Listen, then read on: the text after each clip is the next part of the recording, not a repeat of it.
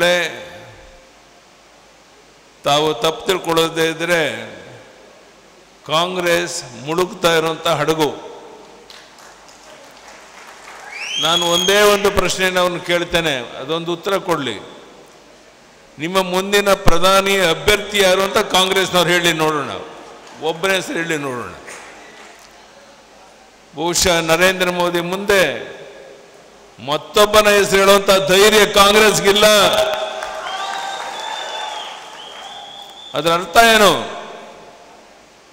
ಚುನಾವಣೆಗೆ ಮುನ್ನನೇ ನೀವು ಸೋಲನ್ನ ಒಪ್ಕೊಂಡಿದ್ದೀರಾ ಅನ್ನೋಂಥ ಇದರಿಂದ ಸ್ಪಷ್ಟವಾಗಿ ಗೊತ್ತಾಗುತ್ತೆ.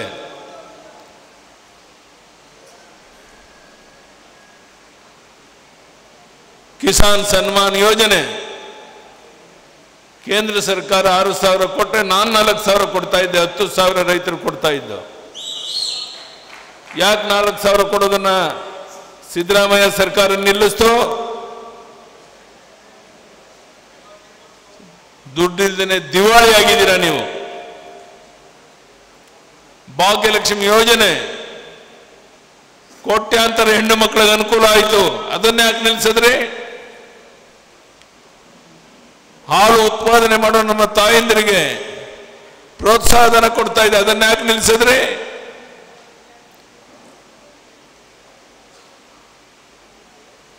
ಈ ಸರ್ಕಾರ ರೈತ ವಿರೋಧಿ ಸರ್ಕಾರ ಅನ್ನುವಂಥದ್ದು ಪ್ರತಿ ಕ್ಷಣದಲ್ಲಿ ಮನವರಿಕೆ ಆಗ್ತಾ ಇದೆ. ನಾನು ಹೇಳಕ್ಕೆ ಇಚ್ಛೆ ಪಡ್ತೇನೆ ಕಾಂಗ್ರೆಸ್ ಮುಖಂಡರಿಗೆ, ಹಣದ ಬಲದಿಂದ, ಹೆಂಡದ ಬಲದಿಂದ, ತೋಳು ಬಲದಿಂದ, ಅಧಿಕಾರ ಬಲದಿಂದ ಜಾತಿಯ ವಿಶ್ವೀಜ ಬಿತ್ತಿ ಚುನಾವಣೆಯಲ್ಲಿ ಗೆಲ್ಲಬಹುದು ಅನ್ನೋ ಭ್ರಮೆ ನೆನೆದಂತ ನಿಮಗೆ ಈ ರಾಜಕೀಯ ದೊಂಬರಾಟ ಇನ್ನು ಮುಂದೆ ನಡೆಯೋದಿಲ್ಲ. ಮತದಾರರು ಜಾಗೃತರಾಗಿದ್ದಾರೆ, ಯಾವುದು ಸರಿ ಯಾವುದು ತಪ್ಪು.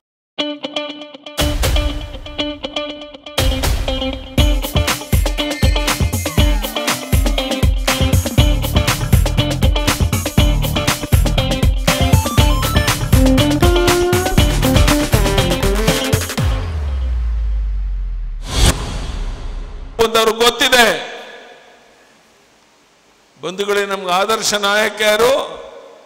ಪ್ರಧಾನಿ ನರೇಂದ್ರ ಮೋದಿ. ನಿಮಗೆ ಗೊತ್ತಿರಲಿ, ನಿಮಗೆ ಗೊತ್ತಿದೆ, ಕಳೆದ 10 ವರ್ಷಗಳಲ್ಲಿ ಒಂದು ದಿನ ವಿಶ್ರಾಂತಿ ತಗೊಂಡಿಲ್ಲ ನರೇಂದ್ರ ಮೋದಿಜಿಯವರು. ದೇಶ ವಿದೇಶಗಳಿಗೆ ಹೋಗಿ ಬಂದ ಮೇಲೂ ಸಹ ಅವರ ತಾಯಿಯ ಶವ ಸಂಸ್ಕಾರಕ್ಕೆ ಹೋದಂಥವರು ವಾಪಸ್ ಬಂದು ಅದೇ ದಿನ ಅವರ ಕೆಲಸವನ್ನು ಪ್ರಾರಂಭ ಮಾಡೋದು. ಇದು ನಮ್ಮ ಪ್ರಧಾನಿ ನರೇಂದ್ರ ಮೋದಿ ಅವರ ಹೆಗ್ಗಳಿಕೆ. ಇವತ್ತು ಭಾರತೀಯ ಜನತಾ ಪಾರ್ಟಿ, JDS,